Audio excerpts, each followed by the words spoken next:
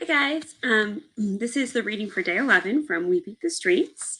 We read a little bit in our live class and now we're going to pick up from there. We're reading 12 pages today. We're going to start with Samson, and this actually says Samson and George, so this is the first time the boys are going to meet each other. So Samson, what'd you get on your report card? A boy named Tito asked him one day after school.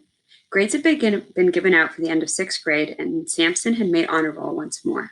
In spite of the fact that he played around in school and sometimes gave the teacher a hard time, Samson rarely got any grade lower than a B. "Aw, man, you know how it is," Samson responded vaguely. "That teacher be cheating us, man. Did she flunk you in math and science like she did me? Yeah, she be tripping." Samson hoped Tito would never see his report card, on which he had received an A in both science and math. When other kids in his class happened to see a good grade on a test paper that was handed back to Samson, he would tell them that he had cheated on the test instead of admitting that he studied. When Samson got home, he told his mother proudly, "I got the honor roll again, Moms. Me and my boys are going to rule Dayton Street Elementary next year."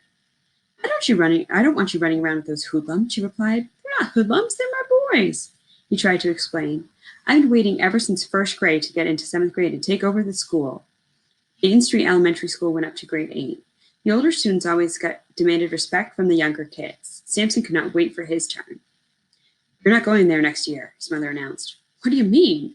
Samson asked angrily. "Your teacher called me. She said you're already reading at a 9th grade level. Do you know what that means to me, Samson?" she asked quietly. Samson looked up at the ceiling and replied, "Yeah, Moms, I know." Samson's mother had been forced to drop out of school at an early age because of the death of her mother and had never learned to read. So Samson knew how important his accomplishments were for her. "Your grades are high, your future is bright, and you should go to University High School." "That's way on the other side of town," Samson protested. "I'll have to take 2 buses every day just to get there." "That school can give you a better education, boy. You could even go to college." "What do I care about college?" he yelled. "I don't even know anybody who went to college." "All your teachers have college degrees," she reasoned. "They don't count." Samson slumped in his chair. "University High School is your key, son. I'm not going to let you miss this chance." "But I really don't want to go there," Samson exclaimed once more, even though he knew that he had lost his battle. He thought of one last quick escape from his new future. Surely this one would work. Instead of being the top kid in the school, I'll be at the bottom. "Tough cookies," his mother said. "The test to get in is Saturday." Samson stomped off, but he knew better than to keep arguing with his mother. On Saturday, he grimly boarded the first bus to take him to University High School, and he was pleased to see a friend from his school. "You taking the test for university, Craig?" Samson asked hopefully. "Yeah, man, my mom's making me." The 2 boys rode in silence, each glad to have the other along for company. When they arrived at the school, dozens of kids were taken to a room where the test was being administered. The school was large, much bigger than Dayton Street Elementary, and kids from all over Newark had been asked to take the test.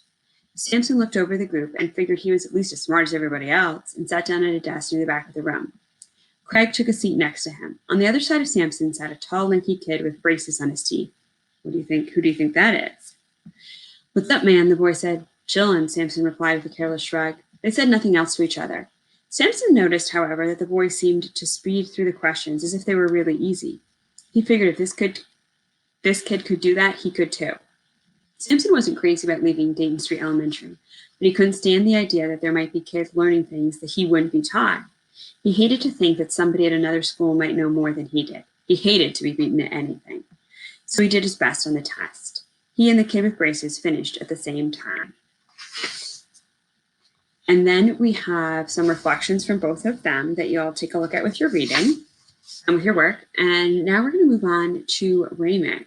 So before we do that, I want to show you this book includes some pictures. So check this out. So the top picture is George and his friends. I'm so bad at this with the camera. I apologize. This middle one is George. And then we have Ramek. That's Ramek. And then Samson is on the left. So that's Samson. Oh my gosh, I'm sorry, I'm so bad. That's Samson. I know these pictures are a little old. You can also Google them. Samson's hot. Anyway. This is Ramek when he's in 9th grade. So we're kind of speeding up and they're getting towards their high school years. "What's today, my fine fellow?" Ramek asked on stage, dressed as Scrooge in the Charles Dickens play A Christmas Carol. His hair and face had been powdered to make him look old, and he peered out of a stage window at another student who was dressed as a little boy.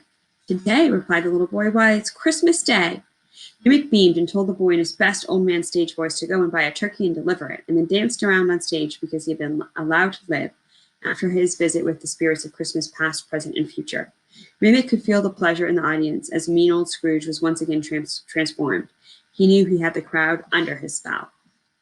The play rolled to its conclusion, and Remick shouted in a booming voice, as Tiny Tim has said many times, God bless us, everyone.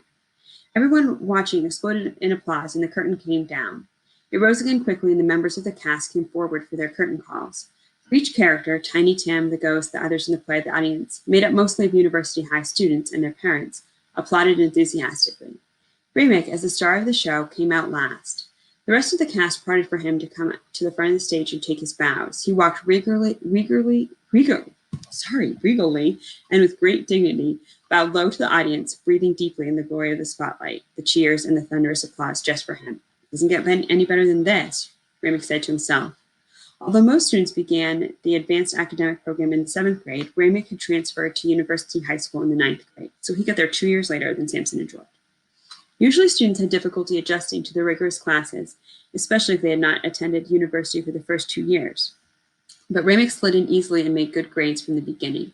He even had the time to audition for the school play. In a huge upset, which means a surprise, because a certain student had been in school for several years, always got the lead, Remick had beaten him out for the part with ease. Good job, man, a 9th grader with braces named George said to him after the show. Yeah, man, really tight, his friend Samson said.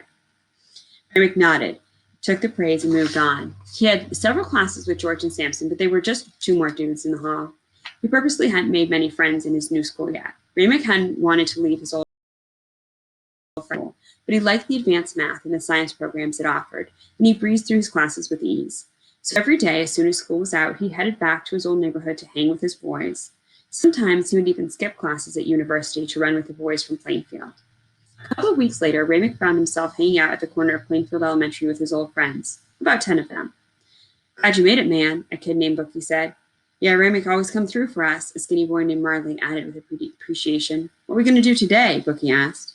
Sean, who had done time in juvenile detention, as had Marley, said with bravado, we're going down to Arlington Avenue and whip somebody's butt. Nobody asked why. It might have had something to do with a comment one of the Arlington boys had made earlier. It didn't really matter. They didn't need much reason to fight.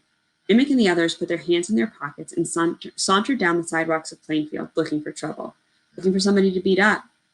When they got to the bus stop, several of the Arlington street boys yelled at them from cars driven by older kids, perhaps their older brothers. Remick and his boys shouted back. Finally, Remick said, you think you so bad? Why don't you get out of them cars and do something? The Arlington street kids, about 10 of them, jumped out of their cars and proceeded to punch and roll with Remick and the Plainfield boys. Everybody squared off with one person, and the brawl began.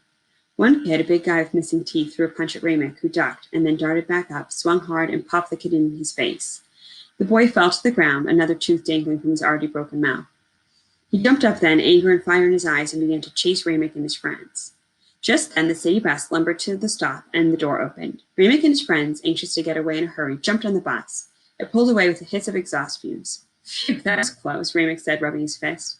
Punching that kid in the mouth had cut and bruised the back of his hand. It ain't over yet, Marley said. They get in their cars and chasing us. Remick peered out of the bus window. Sure enough, the Arlington boys, looking angry enough to kill, were speeding behind the bus, which was pulling up to its next stop.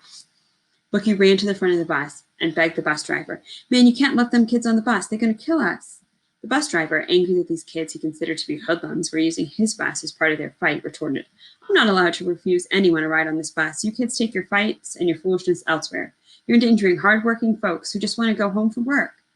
The bus lumbered to a stop. The door opened. The kid that Remick had punched in the mouth was the first on board. He waved a $50 bill. This is for me and my 15 buddies, he said defiantly to the bus driver. The driver looked at what had become a dangerous situation and said, I don't have change for a 50, son. The boy just said, keep the change. I don't want to ride your bus anyway. I want these punks you got riding it. He grabbed Marley and tried to pull him off the bus, but Marley held on as tight as he could to the bus pole. Remick and Bookie and the others pulled Marley's legs and got him back. The Arlington boy jumped off the bus then, and the gang sped off. Remick and the others sat quietly, trying to catch their breath and wondering what would happen when the bus reached the end of the line. The Arlington boys continued to follow the bus in their cars, patiently waiting for revenge. By the time it reached the end of the line, no one was left on the bus except for Remick and his friends. The Arlington boys were still right behind them. If we can make it to my friend Drea's house, we'll be safe. He lives 2 blocks from here. Remick suggested. We better be doing some flying, Bookie said. Boys are on your own now, the bus driver said. Don't you have anything better to do? He said you could, Zikri, get yourself killed. Remick thanked the driver for trying to help, but he and his friends had no choice but to walk down the steps of the bus and hope they could make it to Drea's house on time. They left the bus, feet flying, and ran as fast as they could, through yards, over fences, behind trees, as the Arlington gang chased them down the streets. Just as they got to Drea's house, Remick heard a loud series of sharp explosions, gunfire. He and his friends rolled to the porch and huddled in a corner. The Arlington boys, screaming obscenities, sped away in their cars. Sitting up slowly, Remick could clearly see several bullet holes in the wood in front of the porch. He breathed deeply, immensely relieved that he would live another day. He wondered where his life was heading and how he could manage to escape what seemed to be an increasingly downward spiral. He had no answers. That's the end of day 11.